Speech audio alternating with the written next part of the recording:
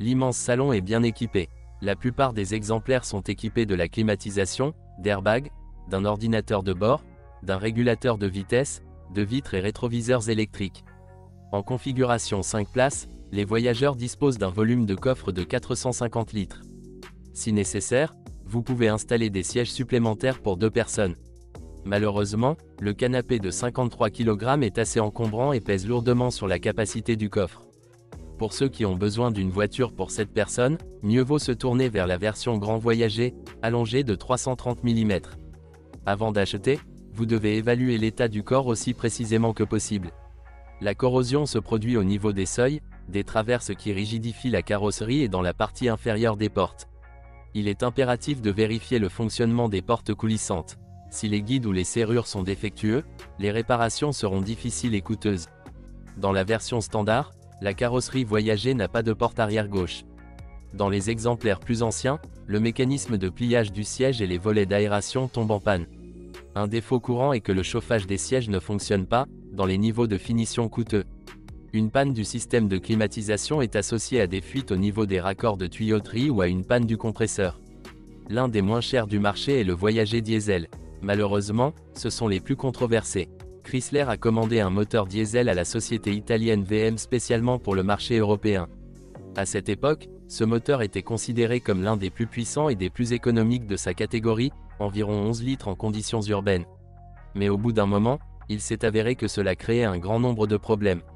Des fuites d'huile se produisent, les joints sous les culasses se brisent, il y en a 4, un pour chaque cylindre, et la chaîne de distribution s'use prématurément. Au début, des engrenages durables ont été utilisés. Peu d'artisans se chargent volontiers des réparations et le coût des travaux est très élevé. Par conséquent, la seule véritable alternative réside dans les versions essence, qui peuvent être converties avec succès au gaz. Cependant, il existe un dilemme, le placement correct du réservoir d'essence. Dans le coffre, il limite considérablement la fonctionnalité et, en dessous, il réduit considérablement la garde au sol. Le modèle doté de moteurs 6 cylindres de 3,0 et 3,3 litres mérite des recommandations particulières. Les moteurs sont équipés de compensateurs hydrauliques de jeu aux soupapes et d'un entraînement de distribution par courroie. La consommation moyenne de carburant est comprise entre 12 et 16 L, 100 km. Le moteur atmosphérique de 2,4 litres mérite également l'attention. Il ne nécessite pas de frais d'entretien élevés, mais consomme plus de 16 litres en ville. La durée de vie moyenne du moteur est de 350 à 400 000 km. Cela nécessitera des réparations majeures coûteuses. Les groupes motopropulseurs à essence sont assez fiables. Cependant, compte tenu de l'âge et du kilométrage, la défaillance de l'accessoire ne peut être évitée. Par temps humide, en raison de la pénétration d'humidité dans les connecteurs des bobines d'allumage ou des bougies d'allumage, des problèmes surviennent avec le système d'allumage. Et la corrosion du système d'échappement est une maladie typique de tous les vieux Voyagers. La plupart des Chrysler Voyager sont disponibles avec une transmission automatique. La transmission automatique augmente la consommation de carburant et les éventuels coûts d'entretien. Mais heureusement, le coût des réparations n'est pas trop effrayant. Vous pouvez prolonger la durée de vie de votre boîte automatique en effectuant des vidanges d'huile en temps opportun et en conduisant à une vitesse modérée sur les autoroutes de campagne. À grande vitesse, l'huile contenue dans la boîte surchauffe et perd ses propriétés.